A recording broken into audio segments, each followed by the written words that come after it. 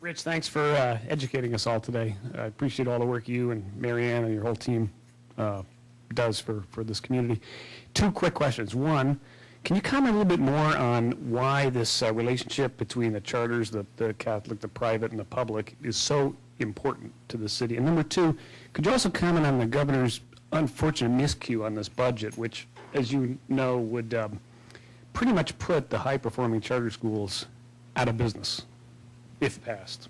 Well, you know, I don't want to balk on the second question, but I'm not up to speed on that as I know you are, John. And I do know, certainly what I said in the speech is we have to promote charter schools. We have to promote innovative schools. However we can do it, and certainly economically is important. So I hope that gets changed. The cooperation, what I'm talking about here is we have successful schools in Cleveland. We're not starting from scratch. We don't have to start from scratch. It would be wrong to start from scratch. I say we need to support the ones that are working and begin to replicate as possible. We used to say when I was teaching in Jesuit school, we'd steal good ideas, and Jesuits are noted for that. I think we should steal good ideas and share them. We should not be in a they're better or we're the best, they're the best. Competition in this realm is not going to serve the kids. It's just not. So we have to somehow unify. Wouldn't it be great to have a unified school, that's a term, unified school district, but really a unified school district of everyone concerned with students. That'd be marvelous. And everybody could join. That'd be nice too. Okay. I'm sure we can all agree that more parental involvement in children's education is necessary. What are you doing to encourage parents to get more engaged? We ask every parent and every family actually to come in before they come to our school for an interview to talk to us. And we explain what we're about and what our values are and what we think is important to happen. We also know that our parents are, many of them are working 2 or 3 jobs. So, you know, they'd love to come on a Tuesday afternoon for a parent-teacher conference. They don't. Well, we'll have a parent-teacher conference on Wednesday night or Thursday night. We've had them on the weekend. We ask parents to come in and pick up the report card when they can so that there's an involvement. We ask them to come. We have a coffee in the morning and a decaf thing in the afternoon for parents who want to come and just talk about the school. Always inviting. We have a parent appreciation dinner every year where we just say, thank you. These people have taken a huge risk on us. They've given us the most precious thing in the world, their own child, and we thank them. And I think by that relationship building over time, we've gotten a lot more involvement from the parents. But we also realize there's a time crunch. You know, as much as I love my kid, I have to feed my child. So I have to do these jobs. So it's a conflict, I'm sure, that breaks the mother's heart from time to time. So that they can't be there all the time for their kids. They can't be the lunch mom. They can't see the after-school activity. It's hard. It's a very hard existence.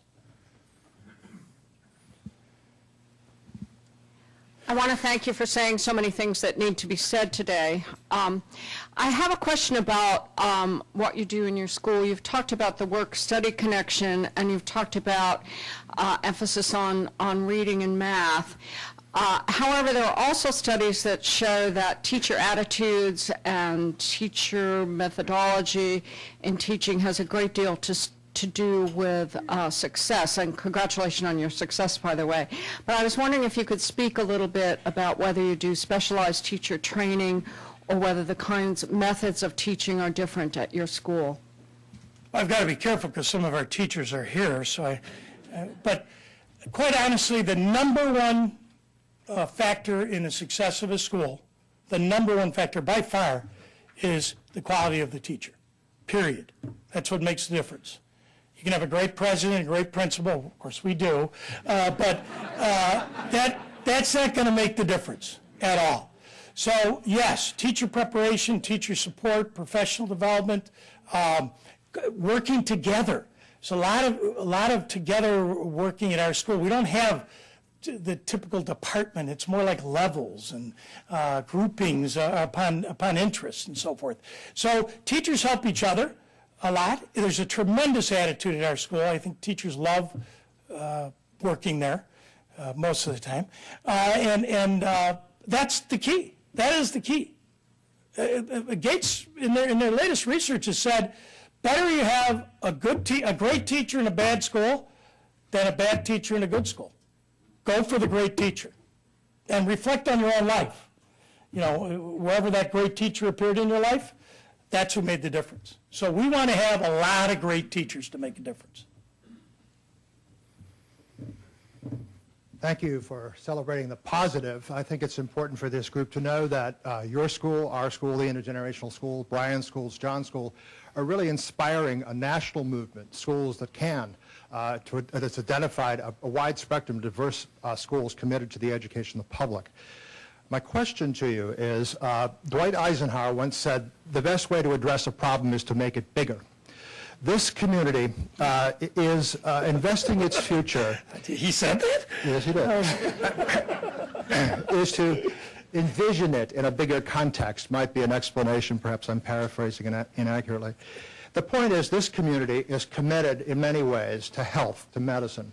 In fact, in your talk, you used the analogy of plague, and you thanked sponsors, including the Cleveland Clinic, who have provided jobs for your students. It seems to me there's an opportunity to think about the health of this city and the education of the public in the context of improving health. Do you have any thoughts about how your school and how public education could help this community become a healthier community as well?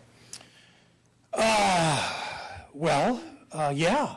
I think, number one, when we're talking about any school, you care about the whole kid. It's not like the mind and then everything else doesn't matter. So we care about the whole child. We do care, number one, because they go to work. We actually end up providing exams for every kid because they have to get a work permit. So every kid gets an exam. We've discovered asthma and murmurs and dental issues from those exams, and that's important too. But also how to live healthy. We have an organic garden that is starting to bloom like crazy on 63rd Street. We compost in the cafeteria. The seniors work at the garden, understand how it works, understand what food is. So yeah, I think there's a wide range of ways that we could get involved in teaching not only health in terms of illness and physical health, but also in terms of whole living in a healthy way. I think that's what a school should do. Years ago there was a public school in Cleveland. I saw it in the paper that they had gardens. Do you remember seeing that? Is that what it was? Yeah, they actually every family had a little plot. That's fantastic. So maybe we're getting back to where it was or used to be. I know that Sister Mary Jean was always concerned when I had a sniffle. Mr. Clark, great speech, great success story, thanks. If the barriers for public funding of private schools come down, which is what I hear you think we ought to do in terms of the bigger picture. If we make more public funding available to private schools, religious schools, how do we manage the teaching of religion? How do you manage the teaching of religion in your school? Well, I mean, certainly many countries throughout the world manage it by simply not paying for it. Simply not paying for it. So that's one easy way to do that. I grew up when it was all about, what was that called, values clarification, I think. And the idea of values clarification was everyone has values.